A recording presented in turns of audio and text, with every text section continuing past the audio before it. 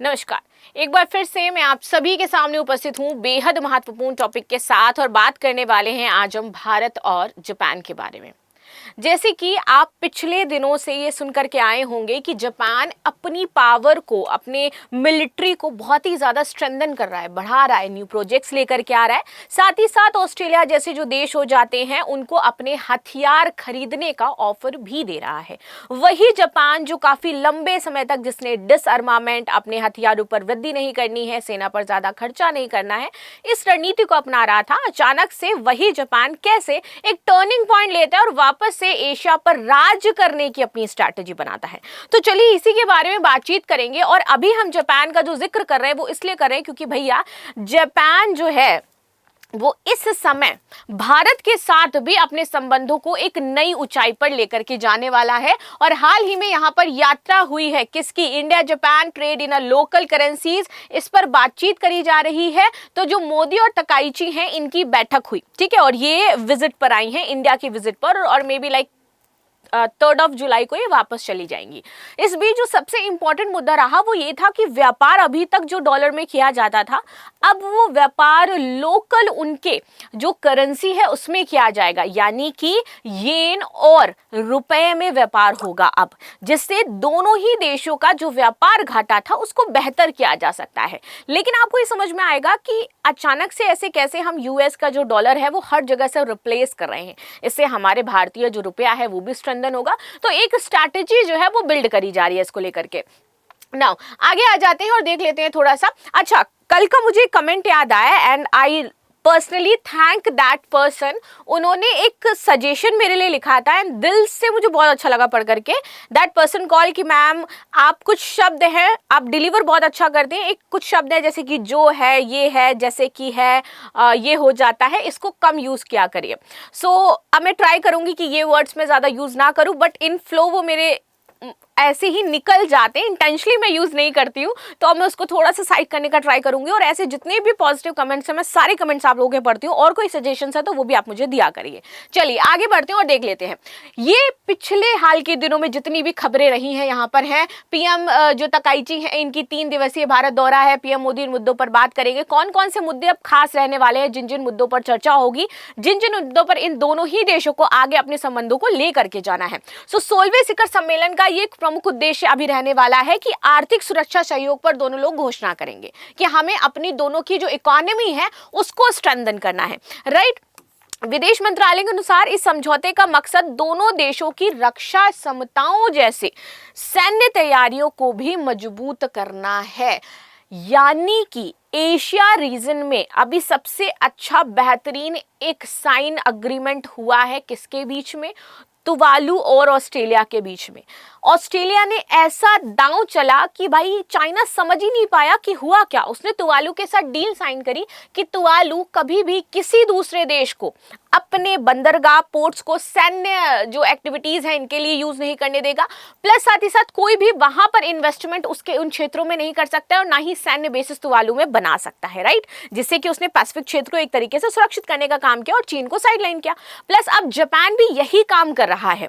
Japan ये जान चुका है कि अगर मैंने चाइना की बढ़ती पावर को काउंटर नहीं किया तो ग्लोबल साउथ का जो हम कॉन्सेप्ट लेकर के आते हैं, जब हम ग्लोबल साउथ के विकास की बात करते हैं, तो अभी यूएस हमारे ऊपर दबाव बना करके रखना चाहता है ग्लोबल साउथ पर, लेकिन वो समय दूर नहीं जब चाइना हम पे प्रेशर क्रिएट करेगा और हमें उसके आगे झुकना पड़ेगा। और क्योंकि डिपेंडेंसी इतनी ज्यादा है सभी एशियन कंट्रीज की चाइना के ऊपर कि पूरी तरीके से उसको हम बाइकॉट नहीं कर सकते। तो अगर हम बाइकॉट नहीं कर सकते तो हम क्या कर सकते हैं, क्षेत्रीय संतुलन स्थापित कर सकते हैं ना। तो ये जितनी भी रणनीतियां और समझौते होते हैं ये क्षेत्रीय संतुलन स्थापित करने के लिए किए जाते हैं, पर्टिकुलर उस रीजन में कि हमें भैया सामने वाले नेशन से किसी प्रकार का खतरा ना हो। दूसरा, अगर खतरे की स्थिति होती है तो हमारे पास वो देश हैं जो हमारा सहयोग कर सकते हैं, ठीक है। तो इसके लिए दोनों सेनाओं के बीच बेहतर तालमेल, साझा अभ्यास और सहयोग पर जोर दिया गया कि भैया हम दोनों का हो जाता है बेहतर तरीके से, हम अपनी सेना को क्या करेंगे, आगे कार्य करेंगे। प्लस 30 दिवसीय यात्रा जो है वो 3 जुलाई को हमारी खत्म हो रही है, इससे हमारा कोई मतलब नहीं हो जाता है। अब आते हैं सबसे इंपॉर्टेंट चीज कि हम किन किन चीजों पर और ज्यादा बातचीत करेंगे।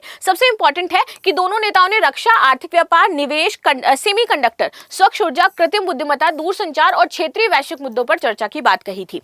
बायोगैस, तेल और गैस के समझौते भी इसमें शामिल हो जाते हैं। जिस प्रकार से Iran Israel, US, Hormuz strait इतना ज्यादा चर्चा में रहा ना कि अब तो भाई कोई भी नाम लेता है ना हॉर्मुज स्ट्रेट तो हमें पता चल जाता है अच्छा आसपास ये कंट्रीज है, यहाँ ये हुआ, इतने दिनों में ये चल रहा था। तो सबने ये देख लिया कि ऑयल डिप्लोमेसी नाम की भी एक चीज होती है और कितना ज़्यादा जो एनर्जी हमारे लिए इंपॉर्टेंट हो जाती है। इसीलिए इंडिया क्या कर रहा है, अब अल्टरनेटिव ढूंढ रहा है। ऑल्दो रशिया है हमारे पास, बट सैंक्शंस हैं यूएस के कुछ ना कुछ।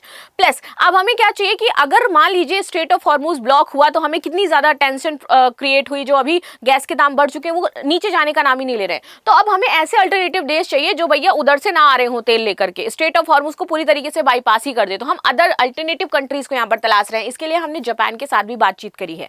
जापान हमें बायोगैस, तेल और गैस की जो महत्वपूर्ण चीजें हैं वो भी यहाँ पर सप्लाई करने वाला है। आगे आते हैं, सेमीकंडक्टर मैन्युफैक्चरिंग और कनेक्टिविटी पर हमारा बहुत ही ज्यादा फोकस रहने वाला है जापान के साथ। जापान के साथ हम अपनी कनेक्टिविटी क्यों बिल्ड करेंगे? ऑफ कोर्स बिल्ड करना जरूरी हो जाता है बिकॉज चाइना ने हमारे जितने भी पड़ोसी नेशंस हैं वहां पर अपनी पैठ बढ़ा ली है। तो अब हम उसी की स्ट्रैटेजी को फॉलो कर रहे हैं और चाइना के इधर जितनी भी कंट्रीज हो जाती हैं, छोटी छोटी कंट्रीज हो जाती हैं, वहां पर अपने रिश्तों को हम बेटर करने का प्रयास कर रहे हैं। इससे सेमीकंडक्टर, ऑटोमोबाइल उत्पाद, बंगाल की खाड़ी में जो औद्योगिक कॉरिडोर है उससे हम जोड़ेंगे ताकि हमारा जो बंगाल की खाड़ी है वो बेहतर तरीके से वर्क कर पाए। तो उसको हम ऑपरेट करना चाहते हैं प्रॉपर तरीके से और इस पर किसी भी नेशन का कोई आधिपत्य ना हो, इसको भी हम देखेंगे। गुवाहाटी से नई दिल्ली शिफ्ट कर दिया गया था हमारा शिखर सम्मेलन, क्योंकि पहले होने वाला था गुवाहाटी में कि असम में होगा, बट फिर उसके बाद ड्यू टू सम विकास परियोजना और इन सारी चीजों की वजह से ये सारी मीटिंग हमारी न्यू दिल्ली में आयोजित हुई। चलो आगे आते हैं, आगे देख लेते हैं थोड़ा सा। नेक्स्ट हमारा क्या हो जाता है कि जिस जापान की हम बात कर रहे हैं, जिसलिए हम कह रहे हैं कि भैया जापान बहुत ही ज़्यादा इंपॉर्टेंट हो जाता है हमारे लिए, वो क्यों महत्वपूर्ण हो जाता है, क्यों इतना ज़्यादा इंपॉर्टेंस रखता है? तो जब पावर बैलेंस की बात आती है, जब इंडो पैसिफिक रीजन की बात आती है, तो आप देखोगे कि जापान हमारा G7 में शामिल हो जाता है बट ब्रिक्स में शामिल नहीं है। ठीक है, जापान हमारा क्वाड में शामिल है, जापान हमारा G20 में भी शामिल है। ठीक है, ये 3 ग्रुप हो जाते हैं जहां पर जापान है। वही अगर हम इंडिया की बात करें तो इंडिया भी G20 में है, इंडिया भी क्वाड में हो जाता है और इंडिया हमारा ब्रिक्स में हो जाता है, लेकिन कहाँ है? G7 में नहीं है। G7 में खाली बस हम एक नॉर्मल कंट्री हर साल बुलाए जाते हैं और जाते भी हैं। ठीक, तो ये एक पूल की तरह काम कर रहा है कि भैया G7 और हमारा ये जो ब्रिक्स हो जाता है, प्लस G20 में कुछ हमारे साझा उद्देश्य हैं, क्वाड में हमारा साझा उद्देश्य हो जाता है चीन को काउंटर करना। तो इससे हमारी कुछ मोटिव्स है ना वो क्लियर हैं और दोनों के सेम मोटिव हो जाते हैं कि एक तो विकास करना है, इंडो पैसिफिक रीजन पर किसी भी देश का हमें आधिपत्य नहीं चाहिए, व्यापारिक मार्ग खुले होने चाहिए, प्लस हमारी सुरक्षा हमारे लिए प्रायोरिटी हो जाती है। तो इन सारे मुद्दों पर क्या करेंगे, हम एक दूसरे का सपोर्ट करेंगे। प्लस एक चीज ये भी है कि भैया चाइना और जापान के आपस में नहीं बनती है कुछ चीजों को लेकर के, सेम इंडिया और आपका चाइना का चलता रहता है। प्लस जैसे कि इंडिया क्या करता है, इसी चीज को टैकल करने के लिए ताइवान के साथ अपने संबंधों को बरकरार रखता है क्योंकि वो पाकिस्तान का सपोर्ट करता है। तो अब इन जो मंच है ना, यहाँ पर जब औद्योगिक चीजों की बात आएगी, जब नेशनल सिक्योरिटी की बात आएगी, तो हम जापान को अपनी साइड कर सकते हैं। ये हमारी स्ट्रैटेजी है जापान के साथ अपने संबंधों को और अच्छा करने की, और जापान भी इस समय ऐसा ही चाह रहा है। तो ये ग्रुप इंपॉर्टेंस रखता है। इसलिए इंडिया जापान अगर रिलेशन की मैं बात करूं भैया, डिप्लोमेटिक रिलेशन हमारे काफी लंबे समय से चले आ रहे हैं। और सबसे इंपॉर्टेंट चीज कि अब जितनी भी आपको रेल लाइंस वगैरह देखने को मिलेंगी, मेट्रो प्रोजेक्ट जितने देखने को मिल रहे हैं, सब में जापानीज टेक्नोलॉजी लगी हुई है। हमारा चाहे आप बुलेट ट्रेन की बात कर लो, वहां पे भी जापानीज टेक्नोलॉजी हमें देखने को मिल जाएगी। सो जितने भी मेट्रोज डेवलप किए जा रहे हैं सभी जापान के सहयोग से डेवलप किए गए हैं। अभी तक जो न्यू डेवलप हो रहे हैं, इवन वो भी, लखनऊ मेट्रो की बात करूं वो भी, बुलेट ट्रेन की बात करूं वो भी, तो ये सब कुछ कहां हो जाता है हमारा, सेम जापान में ही हो जाता है। ठीक है, आगे बात कर लेते हैं। नेक्स्ट देख लेते हैं भैया कि हम दोनों के बीच में जो एक्सरसाइज परफॉर्म की जाती है, दैट इज धर्मा गार्जियन 2026। ये एक्सरसाइज है जो इंडिया जापान की मिलिट्री एक्सरसाइज होती है एक दूसरे की पावर्स को स्ट्रेंथन करने के लिए। और अचानक से आपको एक बदलाव बहुत बड़ा देखने को मिलेगा, विच इज व्हाट, कि उसने अपने डिफेंस सेक्टर को स्ट्रॉन्ग करना है, उसके लिए पैसा बहुत ज्यादा अलॉट किया है। उसने अपनी जो सेना है उसको अब और मजबूत करने के लिए काम करना शुरू कर दिया, जिससे चाइना को प्रॉब्लम हो रही है। ठीक है, Japan accelerate military upgrades, embraces arm exports, lens into a Indo Pacific partnership. अब वो मेन खिलाड़ी बनना चाहता है, उसको लग रहा है कि बहुत दिन यार बैक सीट पर बैठ ली, अब क्या है मुझे फ्रंट सीट पर आना है और ड्राइव करना है इंडो पैसिफिक क्षेत्र को। जापान की हिस्ट्री अगर आपको पता हो, बहुत ही खतरनाक देश था जापान, लेकिन जब से परमाणु हमला हुआ तब से जापान शांत हो गया। और वो इतिहास जो रहा है हिरोशिमा नागासाकी का, उसके बाद जो डिसआर्मामेंट तक चीजें रही हैं, हमारी संधि साइन करेगी, उसके बाद जापान ने कभी भी मुड़ करके नहीं देखा उन सारी चीजों की तरफ। लेकिन अब उसको समझ में आ रहा है इन 21st सेंचुरी कि भैया हमें जरूरत है इन सारी चीजों की, चाहे वो हमारे हथियार हो, चाहे आर्म एक्सपोर्ट है, हमें अपनी इकोनॉमी को भी बिल्डअप करना है, हमें अपने जो सैनिक हैं उनको भी मजबूती चाहिए, क्योंकि फिर इंडो पैसिफिक रीजन में तो हमारा कोई दबदबा ही नहीं रह जाएगा और हमें चाइना का गुलाम ना बनना पड़ जाए।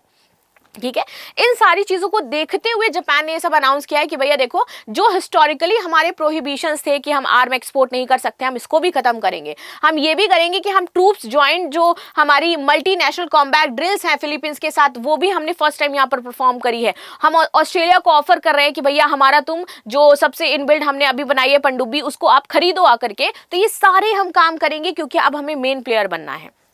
ठीक है, अब हम ग्लोबल साउथ में बस एक जापान, छोटा सा जापान कहने वाली कंट्री नहीं बन जाते। और जापान का इतिहास बहुत ही क्रूर रहा है। पहले जापान क्या करता था कि चाइनीज जो महिलाएं हैं उनको बहुत प्रताड़ित करता था, सेक्सुअल हैरेसमेंट किया गया है। चाइनीज इसीलिए जापानीज को पसंद नहीं करते हैं, because Japanese are true, you can say that the criminalist kind of mentality जो पास्ट में थे, जब हमारा वर्ल्ड वॉर फर्स्ट और वर्ल्ड वॉर सेकंड का टाइम था, उसके बाद से जापान शांत हुआ। वरना पहले तो जापान ने बहुत, जापान की जो नीति है सेम चाइना की नीति हुआ करती थी। चाइना जैसे विस्तारवादी नीति अपनाता है ना, दूसरे देशों पर कब्जा कर लेता है, वैसे जापान उस समय करता था। जापान की विस्तारवादी नीति थी। एक छोटे से जापान ने पूरे अब चाइना तक के बहुत सारे क्षेत्रों को कब्जा कर लिया था। लेकिन जब से ये हिरोशिमा नागासाकी हुआ उसके बाद जापान शांत हो गया। लेकिन अब जापान वापस से अपने पुराने रूप में आ रहा है, और पुराने रूप में आने का मतलब ये हो जाता है कि उसी तरीके का एक्सपेंशन देखने को मिलेगा। ठीक है, उसी तरीके का पावर वो बिल्ड करना चाहता है जैसा था।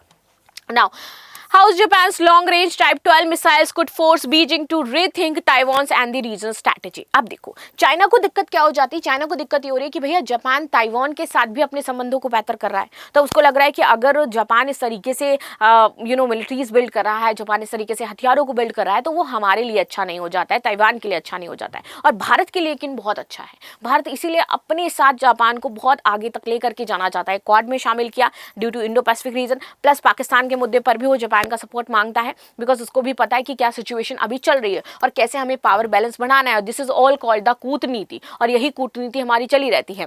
Part of the Japan involving counter strike strategy, the upgrade missile from the part of Japan border stand off country strike capability which aims to deter adviser by the enable strike on enemy forces before they reach the Japan territory. और इस तरीके की missile उसने develop कर लिया कि भैया अगर मेरी टेरिटरी पे कुछ आ रहा हो तो पहले हम डिटेक्ट करके उसको खत्म कर दें। तो इतनी पावर स्ट्रेटेजी की तरफ जापान बढ़ रहा है, और अगर जापान इस समय भारत को आगे लेकर के चलना चाहता है तो ये भारत के लिए बहुत अच्छा है कि भैया उसको फिर यूएस का एक जो रहता है ना कि चाइना को टैकल करना है तो भैया यूएस का हमें साथ चाहिए, और यूएस का भी इंडिया का होता ही नहीं है। तो अभी इंडिया के पास बहुत ही बेहतरीन ऑप्शन है कि वो जापान के साथ आगे बढ़े, जापान के साथ अपनी स्ट्रैटेजी को बिल्डअप करे, और जापान और इंडिया की दोस्ती बहुत ही बेहतरीन हो जाती है।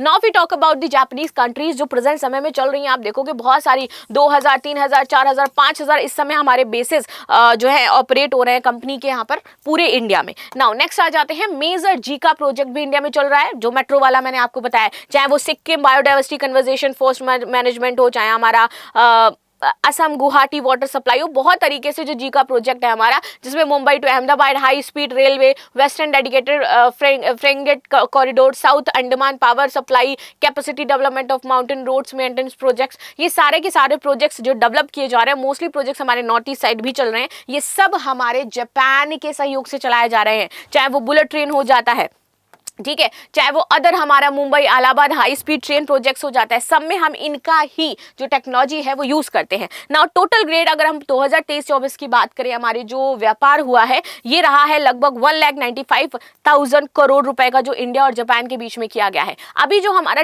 एफडीआई रहता है ना, Japanese FDI in India, top export जो की जाती है चीजें, जिसमें से हमारा रिफाइंड हो जाता है, motor vehicles, premium metal, top export from India that is diamonds हो जाता है, एल्यूमिनियम हो जाता है, और कर्ड के साथ हो जाता है। तो अब हमें यही जो डेफिसिट हो रहा था ना, इसको कम करना है, और इसको डेफिसिट को हमें कम करने के लिए क्या करना होगा, जो डॉलर है उसको डिच करना पड़ेगा। जब तक हम डॉलर को डिच नहीं करेंगे तब तक हमारा ये डेफिसिट कम नहीं होगा, तब तक हमारा रुपया स्ट्रांग नहीं होगा, क्योंकि पहले जो पेमेंट टर्म्स थी ना वो बहुत ही ज्यादा एक तरीके से आप कह लो कि लेंदी प्रोसेस था। यूएस में हम देते थे, फिर वो कन्वर्ट होता था येन में, देन वो जाता था, तो इससे बहुत ज़्यादा प्रॉब्लम हो रही थी, पैसा भी बहुत ज़्यादा लगता था, सप्लाई चेंज है उसमें भी दिक्कत आती थी, पेमेंट में भी प्रॉब्लम होती थी, बहुत सारे हमारे जो प्रोजेक्ट्स हैं या फिर वो डिले चले जाते थे। तो इसलिए अभी ट्राई किया गया कि भैया हमें क्या करना है, रिमूव करना है। भारत जापान व्यापार कुल ट्रेड हमारा 2.4 लाख का है, 45,000 करोड़ का, जहां पर हम ऑर्गेनिक केमिकल्स, वहां ऑटोमोबाइल्स इंपोर्ट एक्सपोर्ट करते हैं, जापान से आयात करते हैं 15.5 लाख करोड़ का।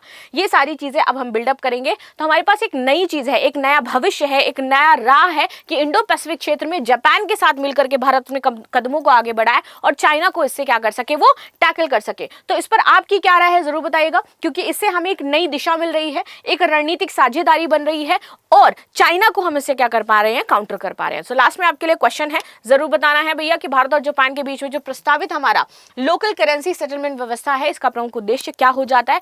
मिलते हैं नेक्स्ट क्लास में, तब तक के लिए धन्यवाद। लाइक शेयर सब्सक्राइब करना बिल्कुल भी ना भूलें, and thank you so much.